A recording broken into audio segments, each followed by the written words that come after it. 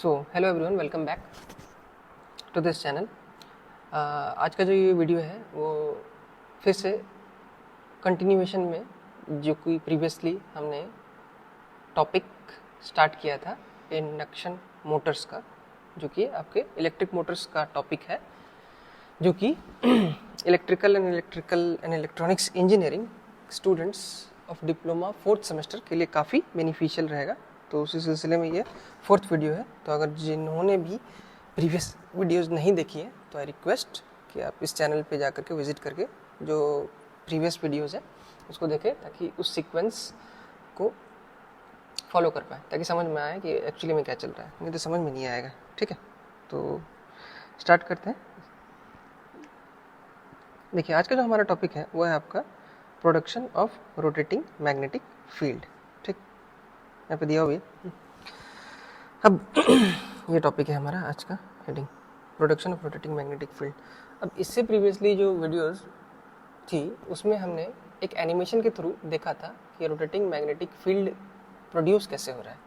तो अब एक्चुअली में उसको हम लोग स्टेप बाय स्टेप फिगर के थ्रू समझने का प्रयास करेंगे कि जो रोटेटिंग मैग्नेटिक फील्ड जो हम लोग उस एनिमेशन में देखें, क्या वो उसी तरीके से काम कर रहा है जिस तरीके से हमने एनिमेशन में देखा और समझा। ठीक है, तो उस चीज़ को समझने के लिए पहले हम लोग को थोड़ा सा एक बेसिक पार्ट के बारे में डिस्कस करना होगा। ठीक, बेसिक पार्ट क्या है कि देखिए, ये है आपका स्टेटर का कंस्ट्रक्शन। सॉरी, क्या हो रहा है यार, नीचे ही लिखता हूँ, stator of 3 phase induction motor. ठीक, ये स्टेटर का कंस्ट्रक्शन है। अब स्टेटर में देखिए हमारे पास जो स्ट्रक्चर है वो कुछ ऐसा टाइप का स्ट्रक्चर दिखेगा आपको। ठीक है, तो इसमें देखिए हमारे पास जो स्ट्रक्चर है वो कुछ ऐसा है। एक मिनट में थोड़ा सा अलग पेन हाईलाइटर यूज़ का इस्तेमाल कर लेता हूँ। देखिए, जो स्ट्रक्चर मैं दिखा रहा हूँ, हाईलाइट कर रहा हूँ, ये है स्टेटर का कंस्ट्रक्शन। ठीक, और ये जो स्टेटर है ये बेसिकली एक सेलिएंट पोल स्टेटर का स्ट्रक्चर है। अब सेलिएंट पोल कहने का मतलब ये होता है कि जैसे हम लोग प्रीवियस वीडियोज में देखे थे ना कि जो रोटर है वो 2 टाइप का होता है, उसी तरीके से स्टेटर का कंस्ट्रक्शन भी हम लोग 2 टाइप का कर सकते हैं। एक होता है सेलिएंट पोल और एक होता है सिलिंड्रिकल पोल। ठीक है, इसको हम लोग स्मूथ सिलिंड्रिकल पोल्स भी बोलते हैं। और ये जो है कंस्ट्रक्शन ये आपका सेलिएंट पोल का है। सेलिएंट पोल कहने का मतलब है कि जो पोल्स है वो आउटवर्ड प्रोजेक्ट करेंगे। उसका एक सिंपल सा डायग्राम मैं आपको दिखाना चाहूँगा, बनाना चाहूँगा। देखिए, जो सेलिएंट पोल होता है, सॉरी कैसा पहना गया यार, इससे कर लेते हैं।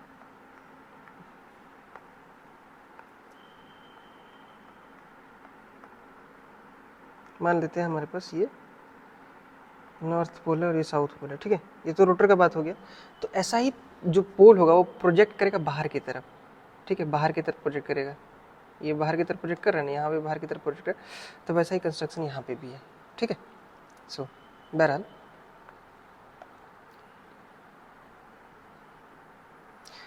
अभी जो स्टेटर का कंस्ट्रक्शन है ये इसलिए है ताकि आप लोगों को जो टॉपिक मैं समझाने जा रहा हूँ वो अच्छे से समझ में आ जाए। ठीक है, तो क्या है, ये जो स्टेटर है, इस स्टेटर में हमने 3 फेज सप्लाई दी। और चूंकि हमारे पास हमको पता है कि 3 फेज सप्लाई जो है वो कुछ ऐसा होता है, ऐसा। तो दूसरे पेज में समझाने का प्रयास करता हूँ, 1 मिनट। हाँ, स्प्लिट व्यू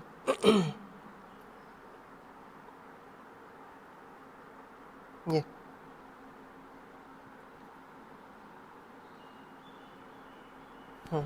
देखिए, इसी चीज़ को देखिएगा। चूँकि हम लोग जान रहे हैं कि एक वाइंडिंग में हमारे पास 2 एंड्स होते हैं। ठीक है, किसी भी एक वाइंडिंग में 2 एंड्स होते हैं ना।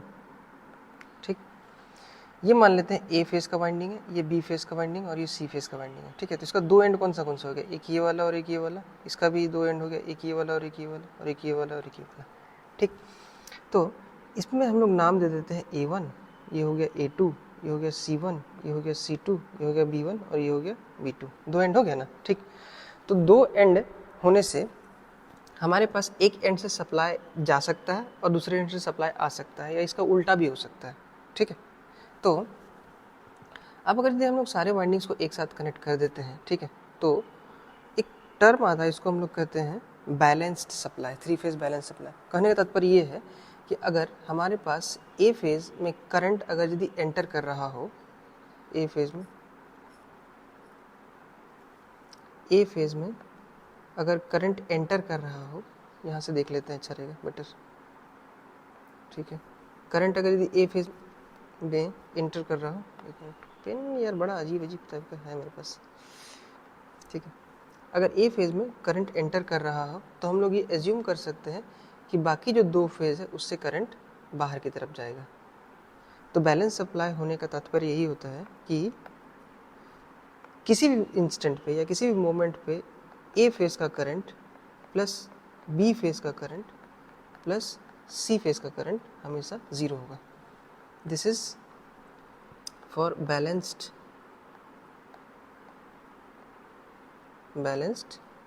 Supply, balance 3 phase supply. ये होना चाहिए, अगर ये नहीं है तो इसका मतलब है वो फेज बैलेंस नहीं है, अनबैलेंस्ड है, कुछ फॉल्ट है, ठीक है। तो इसी कंस्ट्रक्शन को हम लोग यहाँ पे देखेंगे इस वाले पर्टिकुलर वीडियो में, ठीक है। तो देखिए अब इसमें आते हैं हम। तो अब एक और चीज़ यहाँ पे थोड़ा सा और डिस्कस कर लेते हैं। क्या है कि कुछ बेसिक चीज़ और है कि सपोज हमारे पास ये एक आयरन का बार है, ऐसे कर लेते हैं इसको, हमारे पास एक आयरन का बार है, ठीक है। इसमें ये हमने क्या किया, वाइंडिंग्स लपेट दिया,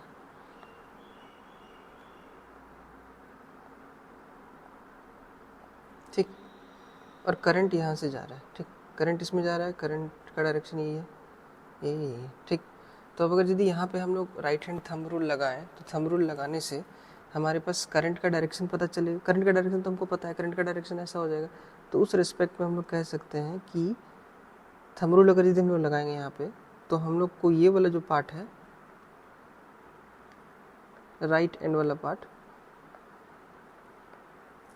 ये वाला पार्ट, ये क्या कौन सा पोलैरिटी शो करेगा और ये कौन सा पोलैरिटी शो करेगा, ठीक है। कमेंट करके बताइए, तब तक मैं बताता हूँ उसके बाद। तो देखिए अगर हम लोग यहाँ पे राइट हैंड थंब रूल लगाएंगे तो ऑब्वियस बात है जो कर्ल फिंगर है हम लोग का वो शो करेगा डायरेक्शन ऑफ मैग्नेटिक फील्ड, क्योंकि हम लोग इस बार मैग्नेट को पकड़ेंगे अपने राइट हैंड में, ठीक। और जो थंब शो करेगा, अब शो करेगा ये क्या, direction of magnetic field. Current show करेगा कर्ल फिंगर्स, ठीक है, और मैग्नेटिक फील्ड को शो करेगा इस बार थंब। मैंने बोला था ना, आई है तो फाई है, फाई है तो आई है, तो वही चीज़ का यहाँ पे कॉन्सेप्ट है।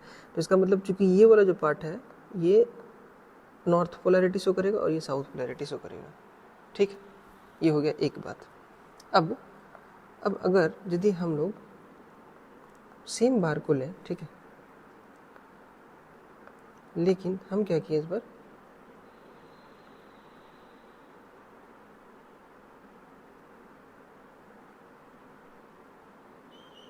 चलो यहीं तक लेते हैं।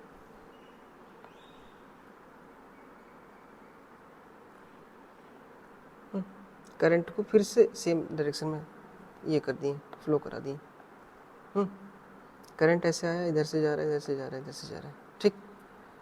तो अब देखिए, अब इसमें अगर यदि हम लोग फाइंड आउट करना चाहें कि इसका पोलैरिटी क्या होगा तो वो बदल जाएगा।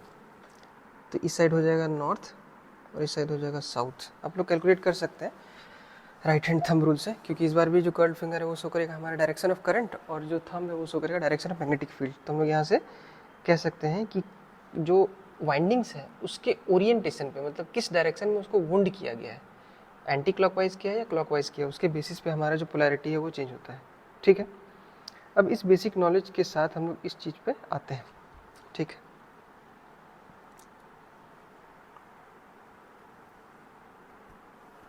देखिए ये आ गया आपका स्टेटर का कंस्ट्रक्शन। अब इस स्टेटर के कंस्ट्रक्शन में हम लोग ए फेज़ का वाइंडिंग को यूज़ किए हैं। तो ए फेज़ का जो वाइंडिंग है वो आपका ये वाला है।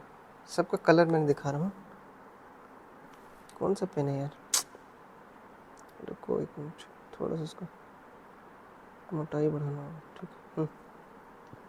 जो ए फेज़ है ये आपको दिख रहा होगा, ठीक है। तो ए फेज़ का जो वाइंडिंग है उसमें देखिए वाइंडिंग जो है कुछ इस तरीके से जा रहा है। मैं इसको क्लोज कर देता हूँ, बेटर होगा। थोड़ा सा बड़ा स्क्रीन में दिखेगा तो अच्छे से समझ में आ जाएगा।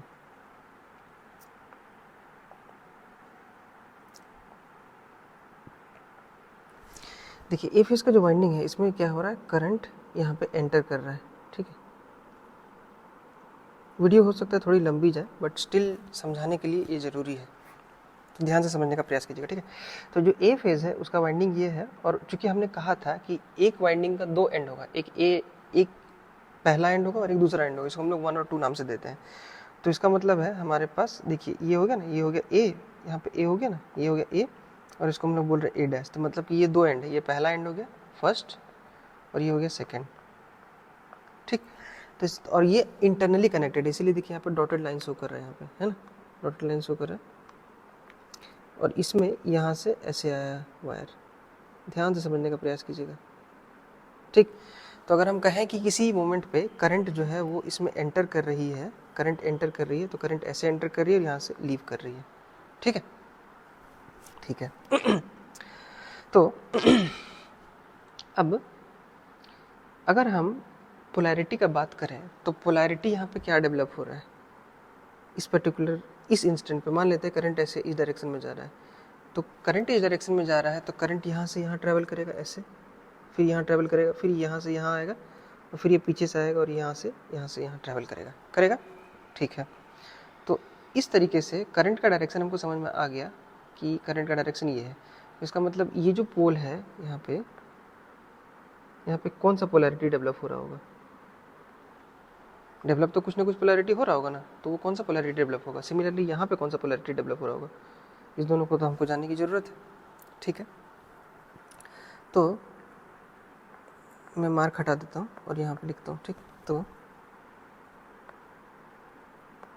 देखिए यहाँ पे अगर यदि इस पर्टिकुलर पॉइंट पे हम लोग लगाएं right hand thumb rule RTHR, तो उस बेसिस पे हम लोग यहाँ पे कह सकते हैं कि जो डायरेक्शन होगा मैग्नेटिक फील्ड का वो ये वाला पार्ट होगा इसका नॉर्थ, और ये वाला पार्ट हो जाएगा इसका साउथ, ठीक है।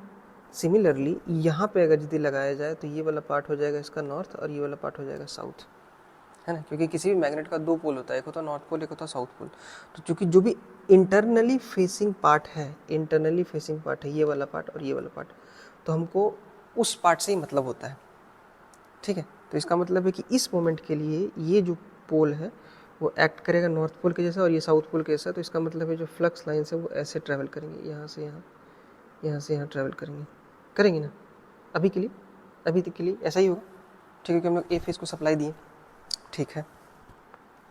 अब इसको थोड़ा सा रब करते हैं और आगे बढ़ते हैं। ये चीज़ समझ में आ गया होगा आप लोगों को, ठीक।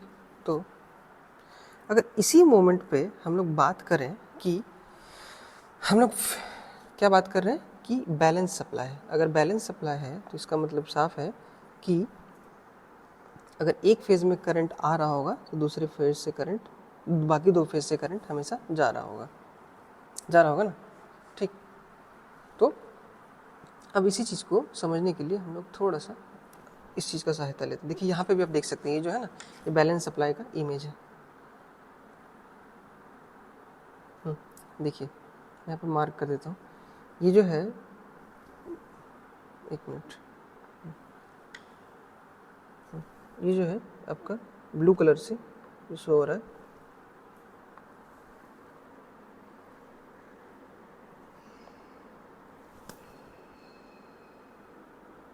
ये एक बैलेंस 3 फेज सप्लाई है। ये हो गया ए फेज का, ये हो गया आपका बी फेज का,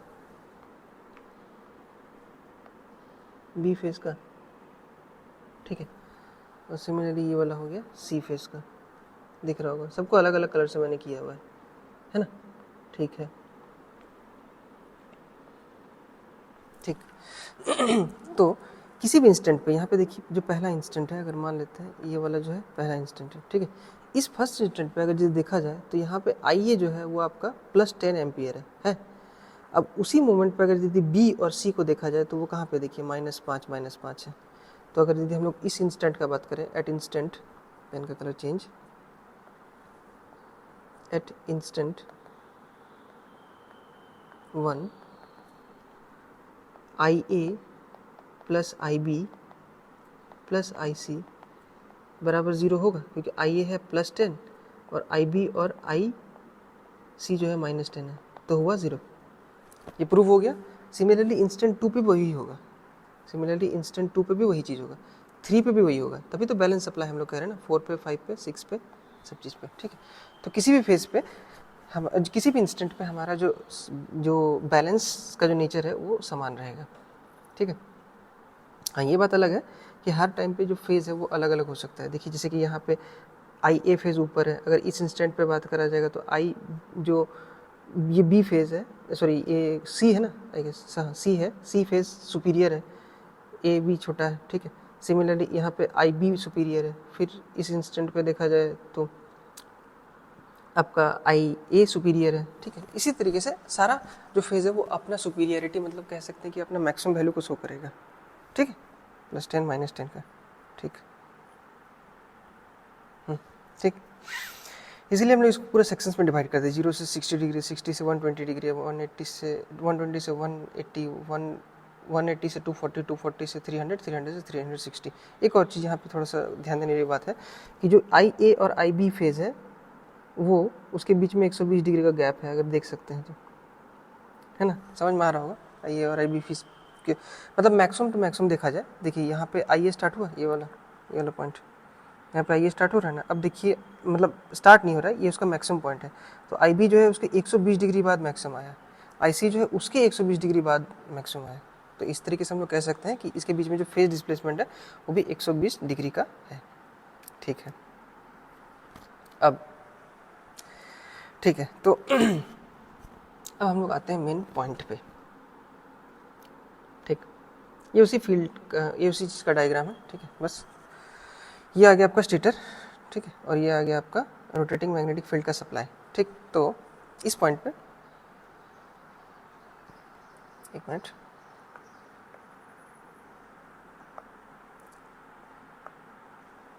इस मोमेंट पे देखिए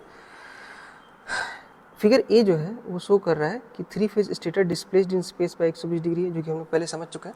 और ये जो फिगर बी है वो शो कर रहा है 3 phase current displaced in time by 120 degree और balance current, that is at any instant the sum of all the current is 0। तो ये चीज़ हम लोग डिस्कस कर चुके हैं, ठीक है, ठीक।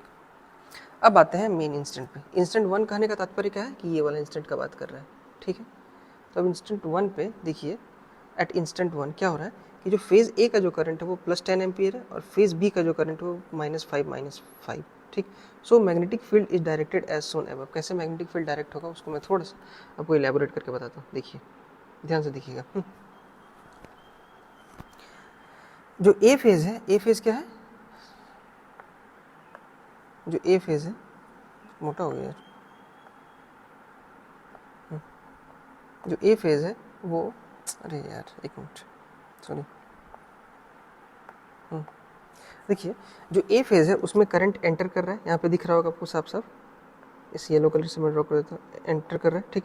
एंटर किया तो यहाँ पे क्या पोलैरिटी डेवलप हो, साउथ हुआ ना, according to right hand thumb rule, ठीक। तो सिमिलरली ये वाला पॉइंट साउथ हो गया, तो इसका मतलब इसका जो ए डैश फेज़ है उस पर क्या डेवलप हो रहा है पोलैरिटी, नॉर्थ पोल हो रहा है ना, यहाँ पे दिख रहा होगा, यहाँ पे साउथ पोल हुआ और यहाँ पे नॉर्थ पोल हुआ, ठीक। तो इसमें अब उसी तरीके से ए फेज़ में करंट एंटर किया और बी फेज़ में करंट, सॉरी ए डैश फेज़ में करंट लीव किया। अब यहाँ पे एक और पॉइंट है, देखिए हमारा जो सप्लाई जो स्टेटर है वो ऐसे कनेक्टेड है, ठीक है। तो यहाँ से करंट अगर यदि आएगा इस पॉइंट पे, ए फेज़ है, ये बी फेज़ है और ये सी फेज़ है, ठीक। तो करंट इधर से निकलेगा ना, ठीक। तो उसी तरीके से जो ए फेज़ है उस पर जो करंट एंटर किया वो इधर से कनेक्टेड हो करके यहाँ पे इस पॉइंट पे जा करके ये वाला पॉइंट आ गया, न्यूट्रल पॉइंट, ठीक है। अब ये जो न्यूट्रल पॉइंट है इससे करंट के पास दो डायरेक्शन, एक ये वाला डायरेक्शन और एक ये वाला डायरेक्शन।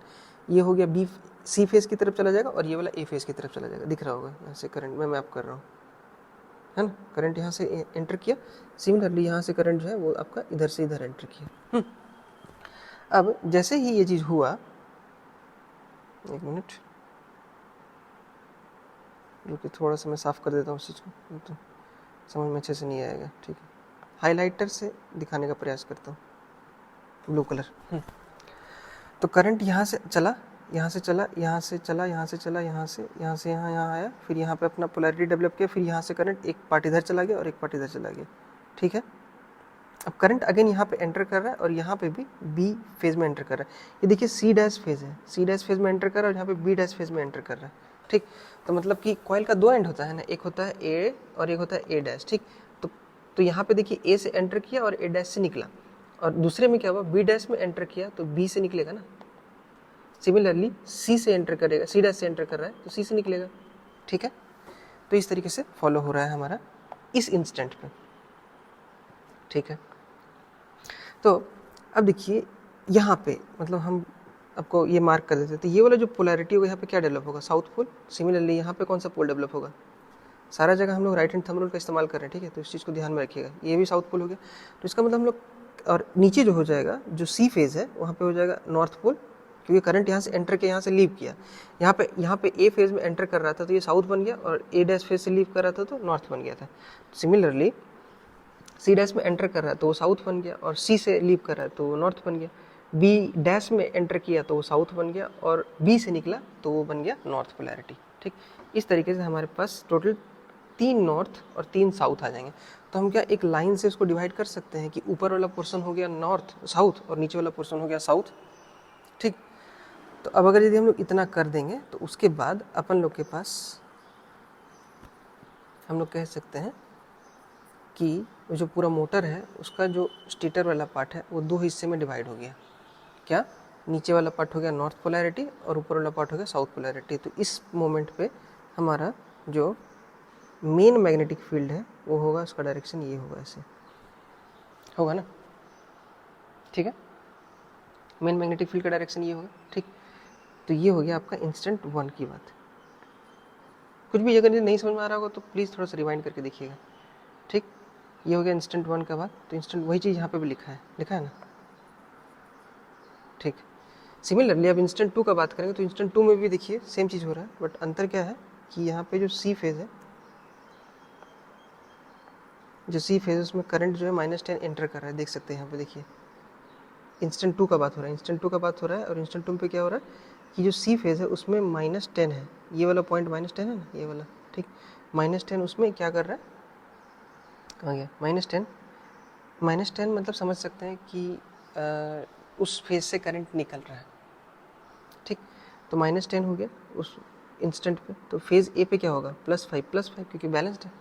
तो मैग्नेटिक फील्ड का डायरेक्शन क्या होगा, ठीक है। तो मैग्नेटिक फील्ड का जो डायरेक्शन होगा वो वही होगा जो भी थोड़ा देर पहले हम लोग डिस्कस किया था। सिमिलरली देखिए मैग्नेटिक फील्ड पहले कहाँ था, यहाँ पे था ना, ऐसे था।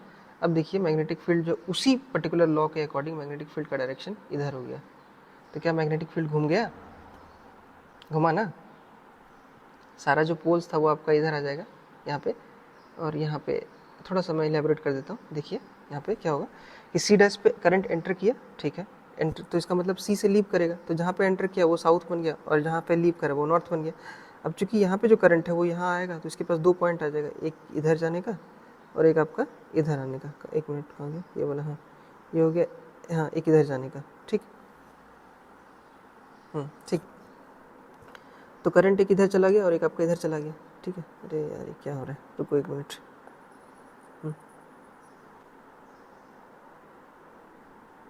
ठीक।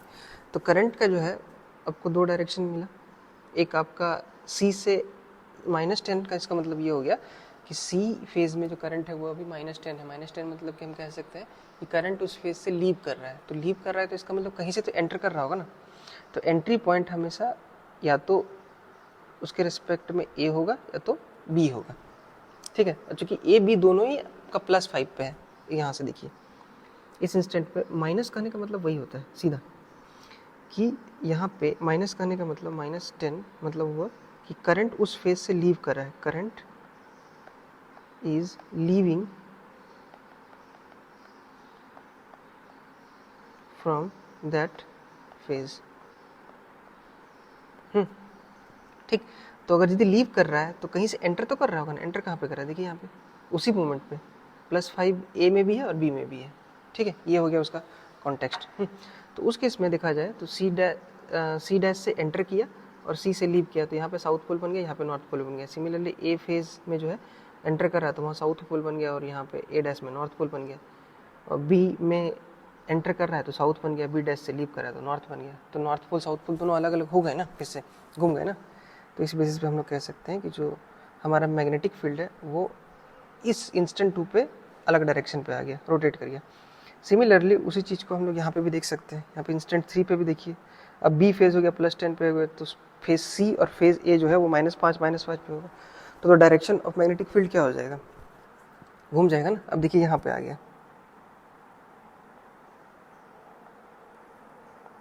दिख रहा होगा, ठीक। उसके बाद फिर अगर इंस्टेंट 4 का बात करेंगे तो इंस्टेंट 4 पे क्या हुआ, -10 एम्पियर का ए फेज पे आया। उसका मतलब बी फेज और सी फेज पे +5 आ जाएगा। तो मैग्नेटिक फील्ड फिर इस डायरेक्शन में आ जाएगा। तो क्या मैग्नेटिक फील्ड रोटेट कर पा रहा है, हम लोग कह सकते हैं ना। जो मैग्नेटिक फील्ड है वो क्या हुआ, पहले इस तरफ था, फिर इस तरफ आया, फिर इस तरफ आया, फिर इस तरफ आया। तो ये अपना रोटेशन करते रह रहा है, सारा मोमेंट पे कर रहा है ना, ठीक है।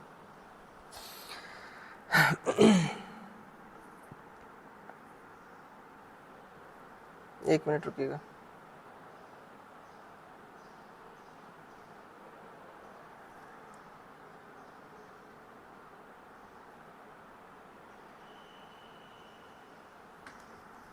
ठीक है, तो इसी तरीके से हम लोग समझ सकते हैं कि जो रोटेटिंग मैग्नेटिक फील्ड है वो रोटेट कैसे कर पा रहा है। एक पर्टिकुलर इंस्टेंट पे यहाँ पे था, दूसरे पर्टिकुलर इंस्टेंट पे कहीं और चला गया, तीसरे पे कहीं और चला गया। तो इसका मतलब है वो रोटेट कर रहा है स्पेस में। क्यों, क्योंकि हमारा जो सप्लाई है वो रोटेट कर रहा है ना, समय के साथ साथ। अभी ये 1 पे था, फिर 2 पे आया, 3 पे कुछ और, 4 पे कुछ और, 5 पे कुछ और, 6 पे कुछ और, 7 पे कुछ है। तो इसी तरीके से हम लोग का जो मैग्नेटिक फील्ड है वो रोटेट होकर के या फिर बोल सकते हैं प्रोड्यूस होता है, रोटेटिंग मैग्नेटिक प्रोड्यूस होता है। अब और ये वाला जो है वीडियो ये वाला जो पिक्चर है वो बेसिकली शो कर रहा है आपका जो कल हमने लॉ डिस्कस किया था ना, राइट हैंड थंब रूल, उसी चीज़ को शो कर रहा है, ठीक है। तो अब इस इमेज से भी समझ सकते हैं कि मैं क्या मतलब बेसिकली जो पिछला वीडियो में मैंने जो कर्ल राइट हैंड रूल या फिर राइट हैंड थंब रूल का बात किया था वो कैसे वर्क करता है, ठीक है। एनीवेज तो आज की वीडियो को हम लोग बस यहीं पे रैप अप करते हैं, ठीक है। आई होप आप लोगों को रोटेटिंग मैग्नेटिक फील्ड के बारे में एक ब्रीफ आइडिया हुआ होगा, ठीक है। अगर कहीं पे भी कुछ डाउट हो रही है, जो हो सकता है होगी, ऑब्वियस बात है, ठीक है। तो अगर यदि डाउट हो रही है तो वीडियो को प्लीज़ रिवाइंड करके देखिए। और मैंने जो बेसिक कॉन्सेप्ट बताया है ना शुरुआत में वीडियो के कि करंट का डायरेक्शन कैसे होगा, तो कौन सा पोल डेवलप होगा, तो उस चीज़ को प्लीज़ अपने माइंड में रख करके इसको दोबारा देखिएगा। फिर भी अगर यदि कुछ समझ में ना आया तो कमेंट सेक्शन में बताइएगा, ठीक है। तो इस वीडियो को यहीं तक रखते हैं। बाकी like share and subscribe and thank you for watching.